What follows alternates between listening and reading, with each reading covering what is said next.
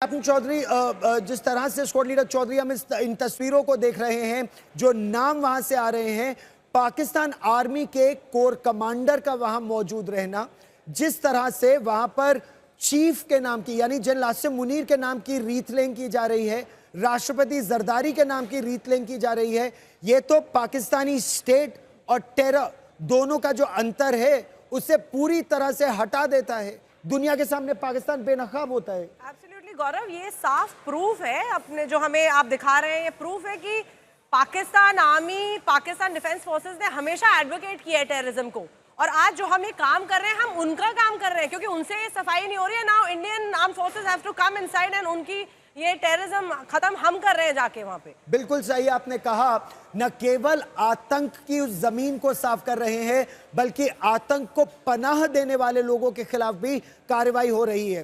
पाकिस्तान ने भारत का धन्यवाद देना तो दूर, उसने ड्रोन अटैक्स जिस तरह करना शुरू किया, लेह से लेकर सिरक्रीक तक 500 से ज्यादा ड्रोन एक दिन आए, 36 जगहों पर 400 से ज्यादा ड्रोन दूसरी तरफ आए, और उसके बाद हाई स्पीड मिसाइल्स भेजना शुरू किया। That's an act of war. बिल्कुल Gaurav, it's an act of war, it's war actually.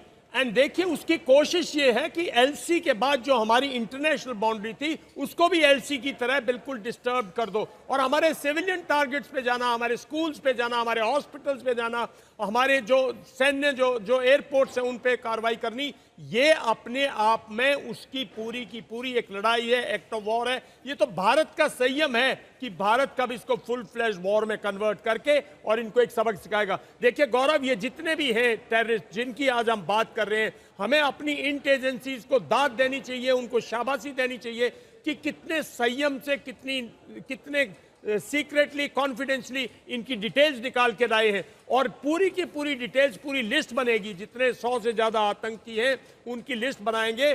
Kudos to them and kudos to you all कि देश को बता रहे हो कि ये 1999 के जो इन्होंने जो हमारे मिलेनियम से पहले जैसे हमारे हवाई जहाज को इन्होंने अपहरण किया था, जिस तरह से इन्होंने इन टेररिस्ट को छुटवाया था, ऐसे लोगों का मारा जाना देश के लिए एक बहुत अच्छी बात है। क्योंकि आतंक के गढ़ में घुसकर आतंक को मारना, और जिस तरह की टेक्नोलॉजी का इस्तेमाल हो रहा है स्टैंड ऑफ वेपन्स से ये करना, इसको एस्केलेशन के रूप में देखा जाएगा या फिर इसको इस रूप में देखा जाएगा कि आतंक को मारने के लिए जब पाकिस्तान ने नहीं किया, भारत ने किया, इंटेलिजेंस इनपुट्स अच्छे थे, ऐसा कर दिया। ये भारत की शक्ति को दिखाता है। एब्सोल्युटली, बिल्कुल ये भारत की शक्ति को दिखाता है, और शक्ति के साथ साथ हम लोगों ने एक बहुत ही अच्छा स्टैंड लिया हुआ है कि भारत कभी भी फर्स्ट मूव नहीं करता है। सो ये हमने अपना डिफेंसिव वो किया है, उन्होंने हमें उकसाया है और उसकी वजह से हमें कार्रवाई करनी पड़ी है। और जैसे कि हम ये ड्रोन्स और मिसाइल्स की बात कर रहे थे, इसमें हमारे एयर डिफेंस का बहुत बड़ा रोल है, बहुत ही अच्छे से बखूबी इसको निभा रहे हैं। आप दो तरह की न्यूज़ देखेंगे, एक तरफ तो हम देखेंगे कि जहाँ पे भी भारत ने टारगेट्स जो किए हैं वहाँ पे उनको मैक्सिमम जितना हम नुकसान पहुँचा सकते थे वो पहुँचाया है। दूसरी तरफ से जो हमने सुना है कि जहाँ वहाँ से मिसाइल्स आ रहे हैं, वहाँ से ड्रोन्स आ रहे हैं, वो हमने सारे के सारे न्यूट्रलाइज किए हैं। और बड़ी तो बात ये है कि न केवल आतंक के गढ़ में स्क्वाड लीडर चौधरी आतंक के गढ़ में आतंक को मारा, जब आतंक के पनाहगाह में उनके रखवालों ने हम पर पलटवार किया तो उसका भी प्रत्युत्तर दिया गया है। बहुत स्ट्रॉन्ग एयर बेसिस को टारगेट किया गया है। आप उसे किस रूप में देखती हैं? देखिए बिल्कुल, अब एस्केलेशन कल से बात हो रही है, अब हम एस्केलेशन की सीढ़ी पे ऊपर बढ़ चुके हैं। और ये एस्केलेशन क्यों हो रहा है? ये प्रोवोक वहां से उकसाया जा रहा है, तब India is just responding to that.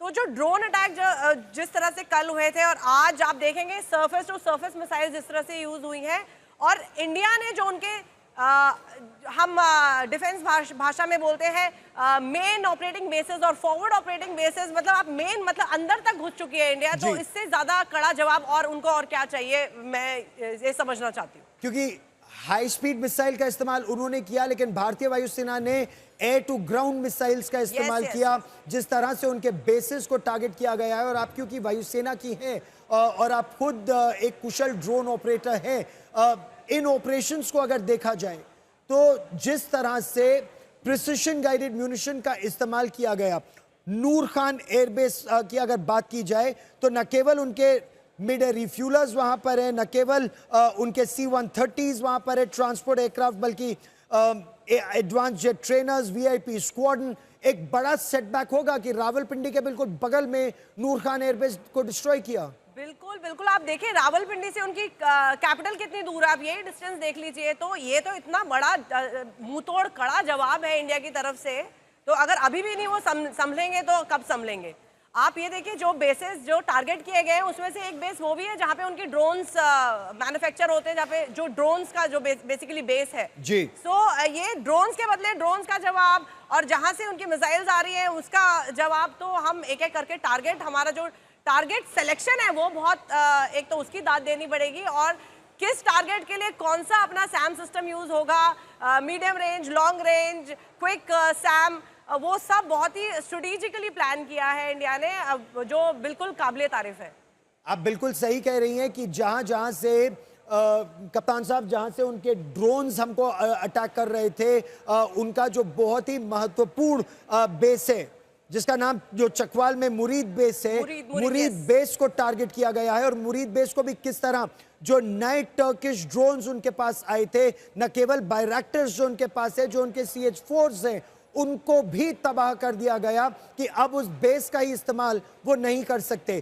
तो बहुत ही सिस्टमैटिक टारगेटिंग है ये। एब्सोल्युटली, और इसको हम अपनी भाषा में बोलेंगे बहुत ही टैक्टिकल ब्रिलियंस है इंडियन आर्म्ड फोर्सेस की, क्योंकि सबसे पहली चीज़ तो हमारा जो गोल है, जो टारगेट है, अगर हम उसी को अच्छा सा सेलेक्ट करें जिससे उनको सबसे ज़्यादा वैल्यू मिल सकती है, सो वो अच्छा एक टारगेट सेलेक्ट करना बहुत बड़ी बात है। और उस टारगेट को सेलेक्ट करने के बाद उसका एग्जीक्यूशन, सो एग्जीक्यूशन भी इतना अच्छा, इतना प्रिसीजन के साथ हो रहा है कि कोई हम लोग मिस नहीं कर रहे हैं टारगेट।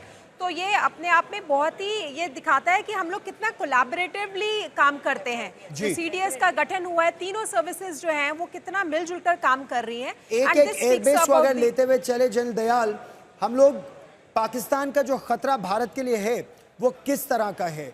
एक उनके लड़ाकू विमान, चाहे वो JF-17 थंडर्स, और इस समय हम लोग ब्लॉक 1, ब्लॉक 2 की बात कर रहे हैं जो उनके रफीक एयरबेस पर थे, उनके मिराज 3 और मिराज 5 जो लगातार हमारे लिए खतरा बने। हालांकि F-16s उन्होंने पसनी एयरबेस पे ट्रांसफर कर दिए तनाव के चलते, या फिर अपनी किसी और सेकंड स्ट्राइक कैपेबिलिटी को अगर देखते हुए, तो तनाव बहुत ज्यादा भी पाकिस्तान के अंदर होगा, जिस तरह से 4 उनके फ्रंटलाइन बेसेस, क्रिटिकल बेसेस ध्वस्त कर दिए गए हैं। देखिए गौरव, पहले तो उनके यहाँ तनाव इस बात का है कि जो उनके एयर डिफेंस सिस्टम्स हैं, कमांड कंट्रोल सिस्टम्स हैं, जो उनके एसेट्स हैं, और जैसे आपने सुबह बात की थी जो उनके लॉजिस्टिक बेसिस हैं, डायरेक्ट स्ट्राइक कल रात की हमने उनके मिलिट्री एसेट्स पे किया है। मिलिट्री जो पावर है, जो मिलिट्री कॉम्बैट पोटेंशियल है, जिसको हम लड़ाई की क्षमता कहते हैं, उसको डिस्ट्रॉय और डिग्रेड किया है। और जहां तक उनका जो अर्ली वार्निंग सिस्टम्स हैं, एरियल एवेक्स जो है, उसको डिग्रेड किया है। तो ये जो डिग्रेडेशन है ना, सबसे बड़ी चिंता आज उसको है। दूसरी उसकी चिंता ये है, देखिए ये 4-5 फ्रंटलाइन एयरफील्ड्स हैं, लेकिन डेफ्थ में एयरफील्ड्स हैं, जो डेफ्थ में एयरफील्ड हैं, आज एसेट्स उन पे हैं। लेकिन अगर उसकी एयर डिफेंस कैपेबिलिटी नहीं रहेगी, तो जब हमारी एयर पावर का एक्चुअल जो असॉल्ट जाएगा, जब भी जाएगा, जैसे भी जाएगा, वो उन ऑब्जेक्टिव तक जाएगा जहां हम सेलेक्ट करेंगे, जिसको डिस्ट्रॉय करना चाहेंगे, और बगैर किसी अपने नुकसान के डर के, भय के, जिस तरह से 1971 में हमने लीफलेट्स बरसाए थे बांग्लादेश में जी। ये 3-4 दिन के अंदर उनकी ये हालत हो जाएगी कि हमारी एयरफोर्स उनके यहाँ लीफलेट्स बरसा सकती है। ये मेरा मानना है।